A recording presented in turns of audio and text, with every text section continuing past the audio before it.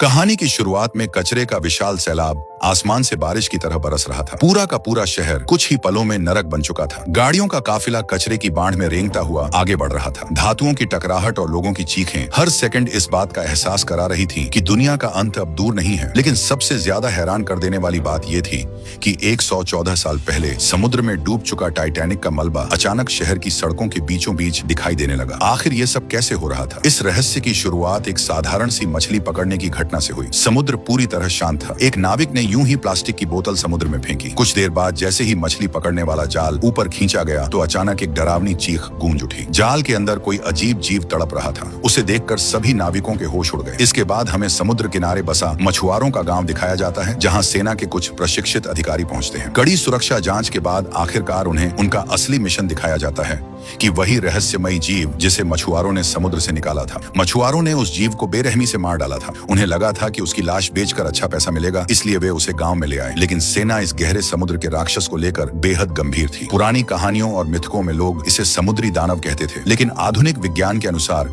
यह एक सीधा चलने वाली दुर्लभ समुद्री प्रजाति थी। आम भाषा में लोग इन्हें वाटरमैन यानी जल मानव कहते थे। शुरुआत में यह मामला इतना बड़ा नहीं लगा कि सेना के बड़े अधिकारी खुद इसमें दिलचस्पी लें, लेकिन तभी उस समुद्री जीव के जबड़े में एक मोती मिला। और सबसे चौंकाने वाली बात यह थी कि वह कोई प्राकृतिक मोती नहीं था। उसे खास तरीके से सजावट की तरह लगाया गया था। हजारों सालों से ऐसी चीजें केवल इंसान ही करते आए हैं। इसका मतलब साफ था कि इन जल मानवों में भी इंसानों जैसी बुद्धि मौजूद थी। काले रंग का कमांडर यह देखकर बेहद उत्साहित हो गया, मानो उसने कोई नई दुनिया खोज ली हो। उसने तुरंत उस समुद्री जीव की पूरी बॉडी स्कैन करने का आदेश दिया। जब सभी लोग वहां से चले गए तब केवल बार्कली धीरे धीरे उस जल मानव की लाश के पास पहुंचा। उसने आंखें बंद करके मन ही मन प्रार्थना की, आखिर चाहे कुछ भी हो पर वो भी एक जिंदा प्राणी था जिसकी मौत हो चुकी थी। इसके बाद बार्कली और उसकी टीम खास उपकरणों के साथ समुद्र के दक्षिणी हिस्से की ओर रवाना हो गई। ये मिशन खुद उस काले कमांडर ने उन्हें सौंपा था। वे गहरे समुद्र की ओर एक अनुवादित सिग्नल भेज रहे थे। उनकी उम्मीद थी कि शायद इस तरह वे बुद्धिमान जल मानवों की प्रजाति से संपर्क बना सकें। रात गहरी हो चुकी थी। जल मानव की लाश की निगरानी कर रहे सैनिक आपस में हंसी मजाक कर रहे थे, लेकिन तभी उनमें से एक को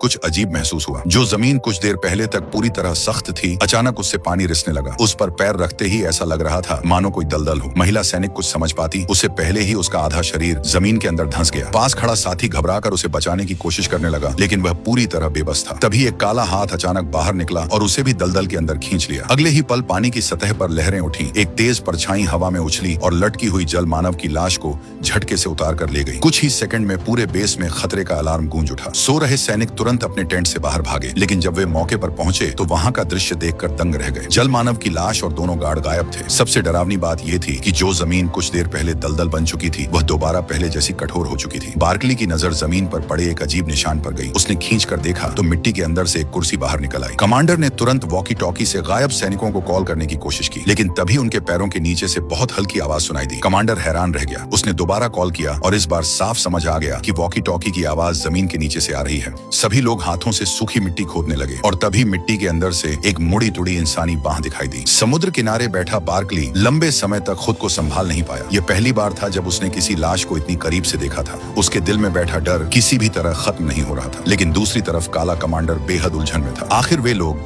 संयुक्त राष्ट्र की एक गुप्त इंटेलिजेंस टास्क फोर्स का हिस्सा थे, जिसका काम ही ऐसे रहस्यमयी मामलों को संभालना था जिन्हें विज्ञान भी समझा नहीं सकता। ऐसे में बार्कली का इतना डरना उसे अजीब लग रहा था। आखिरकार बार्कली ने सच्चाई बता दी। असल में वह कोई फील्ड एजेंट नहीं था। वह विभाग में सिर्फ एक ऑफिस कर्मचारी था। जिस एजेंट को इस मिशन पर आना था वह छुट्टियों पर चला गया था, इसलिए मजबूरी में बार्कली को यहाँ भेज दिया गया। और उसका नाम मिशन लिस्ट में इसलिए आया क्योंकि उसके एक साथी को अचानक अपनी पत्नी की डिलीवरी के लिए जाना पड़ा था। ऐसे में बार्कली को उसकी जगह जबरदस्ती भेज दिया गया। लेकिन अब उसे एहसास हो चुका था कि वह एक ऐसे डरावने खेल में फंस चुका है जहाँ मौत हर पल उसके आसपास मंडरा रही थी। अब बार्कली को अपनी किस्मत पर पछतावा होने लगा था। उसे लग रहा था जैसे डर के मारे उसकी हालत खराब हो चुकी हो। वह कोई प्रशिक्षित सैनिक नहीं था, इसलिए इन खतरनाक हालात का सामना करना उसके बस की बात नहीं थी। लेकिन कमांडर ने उसे समझाते हुए कहा कि इतिहास हमेशा अनगिनत हादसों से बनता है और दुनिया की हर बड़ी घटना का गवाह अक्सर कोई साधारण इंसान ही बनता है। उसकी बातों से साफ जाहिर था कि वह हर हाल में बार्कली को मिशन पर बनाए रखना चाहता था। बार्कली चुपचाप बैठा रहा। उसके पास कहने के लिए शब्द ही नहीं बचे थे।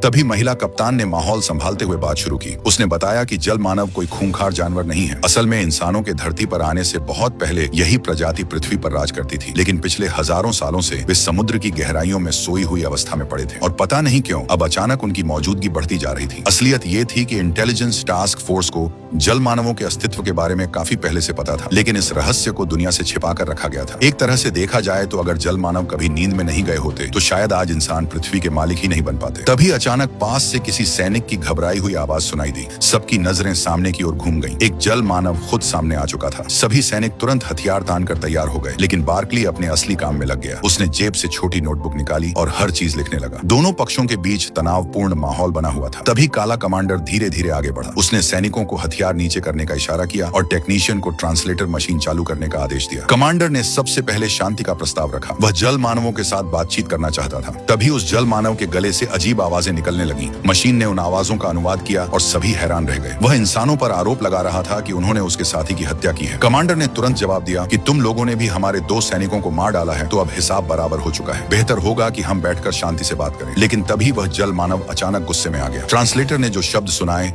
उन्हें सुनकर सबके होश उड़ गए। वह कह रहा था कि हम पूरी मानव जाति से बात करना चाहते हैं। सभी लोग अभी उसके शब्दों का मतलब समझने की कोशिश ही कर रहे थे कि तभी अचानक सबके मोबाइल फोन पर इमरजेंसी अलर्ट बजने लगे। दुनिया के अलग अलग हिस्सों से खबरें आने लगी। जल मानव पूरी दुनिया में एक साथ दिखाई देने लगे थे। उनकी मौजूदगी ऐसी लग रही थी मानो सदियों पुराने मृत शासक फिर से लौट आए हों, और जैसे असली मालिक वही हों, इंसान नहीं। जल मानवों के खुलेआम सामने आने से पूरी दुनिया में हड़कंप मच गया। हर देश उनके असली इरादों को समझना चाहता था। इसी बीच ब्रिटेन ने सबसे पहले पहल करते हुए कुछ ही दिनों में एक विशाल इमारत के भीतर खास जल मार्ग तैयार कर दिया, जो सीधे समुद्री नहर से जुड़ा हुआ था। यहीं पर इंसानों और जल मानवों के बीच पहली आधिकारिक बातचीत होने वाली थी। संयुक्त इंटेलिजेंस टास्क फोर्स की सर्वोच्च कमांडर केट को इस ऐतिहासिक वार्ता का मुख्य प्रतिनिधि चुना गया। हालांकि यह संगठन किसी एक देश के अधीन नहीं था, लेकिन इस समय वे पूरी पृथ्वी के सभी जीवों की ओर से बातचीत करने वाले थे। मीटिंग शुरू होने से पहले तकनीकी टीम ने विशाल गेट खोले और पाइपलाइन में पानी भरना शुरू किया। धीरे धीरे पूरा हॉल पानी से भर गया। तभी मॉनिटर स्क्रीन पर कुछ आकृतियां तेजी से तैरती हुई दिखाई दी। सबसे पहले कुछ जल मानव अंदर आए। वे बिल्कुल किसी शाही सुरक्षा दस्ते की तरह शांत और अनुशासित खड़े हो गए। इसके बाद 2 विशालकाय गहरे समुद्र की मछलियां दिखाई दी, जिनका चेहरा बेहद डरावना और विचित्र था। और आखिर में इस वार्ता का मुख्य प्रतिनिधि सामने आया। पूरा हॉल उसकी एक झलक पाने के लिए उत्सुक था। धीरे धीरे वह जल मानव पानी से बाहर आया। वह अपने बाकी साथियों से काफी अलग दिख रहा था। उसका चेहरा इंसानों से ज्यादा मिलता जुलता था और उसकी आंखों के हाव भाव में स्पष्ट बुद्धिमानी दिखाई दे रही थी। नीचे बैठे कुछ वैज्ञानिकों ने एक और चौंकाने वाली बात नोटिस की। जल मानव बिना पानी के भी आसानी से सांस ले पा रहे थे। इसका मतलब साफ था, वे केवल समुद्र तक सीमित नहीं थे। जरूरत पड़ने पर वे जमीन पर भी पूरी तरह रह सकते थे। यह सोचते ही पूरे हॉल में फुसफुसाहट शुरू हो गई। तभी इंसानों की ओर से डॉक्टर जोनाथन ने बोलना शुरू किया। उन्होंने जल मानवों का स्वागत किया और लंबा भाषण देने की तैयारी करने लगे। लेकिन तभी जल मानव प्रतिनिधि ने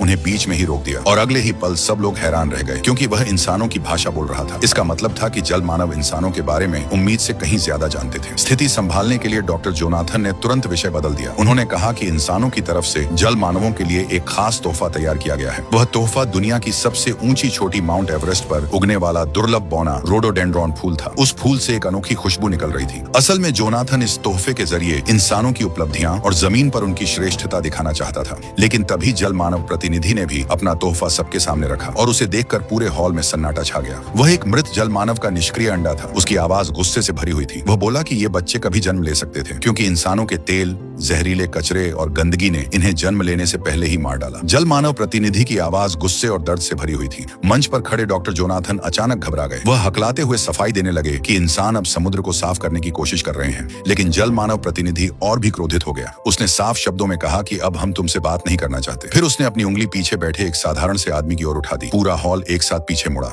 वह व्यक्ति कोई और नहीं बल्कि बार्कली था, वही छोटा सा ऑफिस कर्मचारी जो अब तक सिर्फ नोट्स लिख रहा था। किसी को समझ नहीं आ रहा था कि जल मानव ने इतने बड़े बड़े नेताओं और वैज्ञानिकों को छोड़कर उसे क्यों चुना। तभी जल मानव प्रतिनिधि ने स्क्रीन की ओर इशारा किया। अगले ही पल मॉनिटर पर वह वीडियो चलने लगा, जिसमें बार्कली मृत जल मानव की लाश के सामने प्रार्थना कर रहा था। जल मानव बोला कि जो इंसान मृतकों का सम्मान करता है, सिर्फ वही हमारी जाति से बात करने के योग्य है। यह सुनकर पूरा हॉल स्तब्ध रह गया। खुद बार्कली को भी यकीन नहीं हो रहा था कि एक मामूली क्लर्क जैसा इंसान अचानक पूरी दुनिया के सामने खड़ा कर दिया गया है। लेकिन दूसरी तरफ वार्ता की मुख्य कमांडर केट बेहद चिंतित थी। उसे डर था कि अगर बार्कली ने एक भी गलत बात बोल दी तो इंसानों और जल मानवों के बीच युद्ध छिड़ सकता है। फिर भी जल मानव अपनी बात पर अड़े रहे। उन्होंने साफ कहा कि वे केवल बार्कली के विचार और भावनाएं सुनना चाहते हैं। अब यह छोटा सा आदमी पूरी मानव जाति का प्रतिनिधि बनकर जल मानवों के सामने खड़ा होने वाला था। हालत यह थी कि उसके पास पहनने के लिए ढंग का सूट तक नहीं था। जल मानव प्रतिनिधि ने दोबारा कहा कि मैंने तुम्हें इसलिए चुना है क्योंकि तुम्हारे अंदर इंसानियत और दया अभी भी जिंदा है। बार्कली ने घबराकर सिर हिलाया। उसे लगता था कि वह पूरी मानव जाति का प्रतिनिधित्व करने लायक नहीं है। उसने कहा कि मैं तो बस एक मामूली इंसान हूँ। जल मानव प्रतिनिधि तुरंत उसकी बात समझ गया। उसने कहा कि यही वजह है कि यह बातचीत पूरी दुनिया के सामने होनी चाहिए, ताकि लोग समझ सकें कि सिर्फ बड़े नेता ही नहीं बल्कि एक आम इंसान की आवाज भी मायने रखती है। लेकिन केट के लिए मामला इतना आसान नहीं था। एक जिम्मेदार कमांडर होने के नाते उसे हर पहलू सोचना पड़ रहा था। वह पूरी बातचीत को दुनिया के सामने खुला नहीं छोड़ सकती थी, और सबसे बड़ी बात, बार्कली को अपनी तरफ से कुछ भी बोलने की अनुमति नहीं दी जा सकती थी। इसलिए अगले दिन की मीटिंग के लिए सख्त नियम बनाए गए। केट ने सिर्फ 50 पत्रकारों को अंदर आने की इजाजत दी और लाइव प्रसारण पूरी तरह बंद कर दिया गया। बार्कली को बार बार समझाया गया कि उसे केवल स्क्रीन पर लिखे शब्द पढ़ने हैं, अपनी तरफ से एक भी लाइन नहीं जोड़नी है। इसी बीच विशाल पाइपलाइन में दोबारा पानी भरना शुरू हुआ और सबकी धड़कनें तेज हो गईं। जल मानवों के साथ दूसरी वार्ता तय समय पर शुरू हुई। इस बार बार्कली पहले से कहीं ज्यादा शांत दिखाई दे रहा था। उसने टेलीप्रॉम्प्टर पर लिखे शब्द आराम से पढ़ते हुए जल मानवों का स्वागत किया। लेकिन जैसे ही वह इंसानों की मांगे पढ़ने वाला था, तभी जल मानव प्रतिनिधि ने अचानक उसे बीच में रोक दिया। उसने कहा कि मुझे एक गिलास पानी चाहिए, और खास तौर पर यह भी कहा कि पानी सीधे नदी से लाया जाए। इतनी छोटी सी मांग को कोई भी अधिकारी मना नहीं कर सकता था। इसलिए तुरंत सैनिकों की एक टीम